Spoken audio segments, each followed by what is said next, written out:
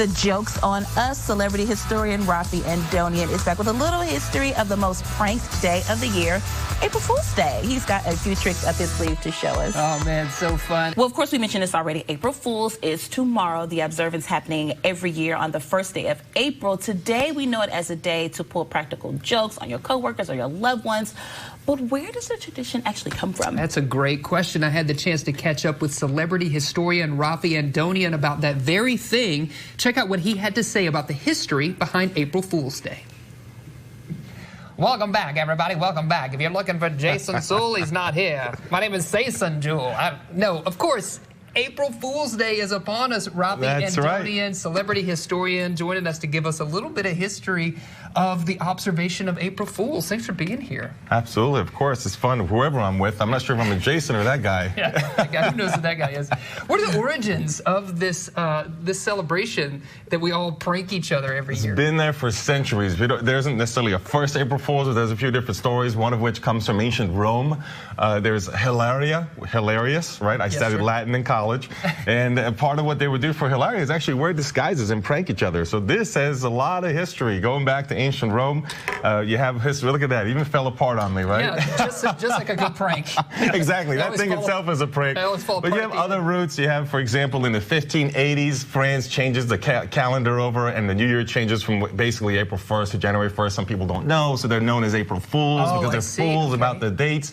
You have origins in Great Britain. Also, in the 18th century, they actually held a 2-day event doing all kinds of pranks on each other. They couldn't get enough. One day was not enough. And that was done at the end of March, so around the same time. So there's different cultures practicing in different ways in different eras around that same time. So we just carry that tradition over. That's fascinating. Yeah. I know you have some history on maybe a historically great April Fool's prank. There's lots of examples, but you know, the one that comes to mind that I love, that's really funny, is in 1905. So a little more than 100 years ago, you had the robber barons, right? You're talking about, you know, Rockefeller, Carnegie, those guys, and there's a story in a German newspaper that runs about the robber barons supposedly having stolen all the gold and silver from the U.S. Treasury. Supposedly across the Potomac River, which is in D.C., they had set up a factory because all these guys were, you know, in the industry, so it kind of made sense. Sure. And there was an underground tunnel across the river, or underneath the river, that unloaded $250 million worth of gold and silver, stolen it in submarines, going down the river out into the sea,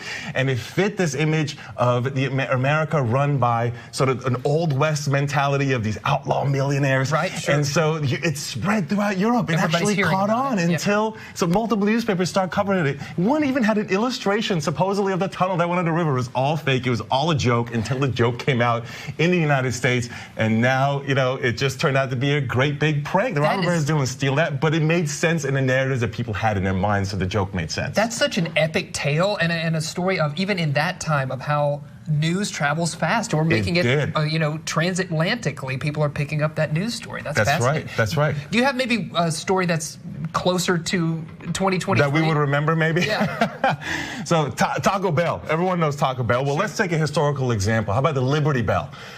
So there was a joke in 1996 that Taco Bell put out that they bought the Liberty Bell, and it was going to be known as the Taco Liberty Bell.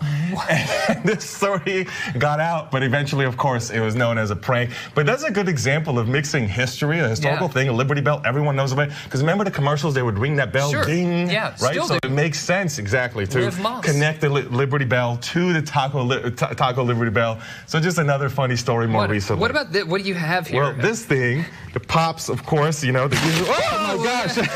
It's a snake, real live snake. You can really scare someone with that if you walk into the room and just pop it open. No, I know. Thanks for inspiring me and getting I can't get this thing back in, though.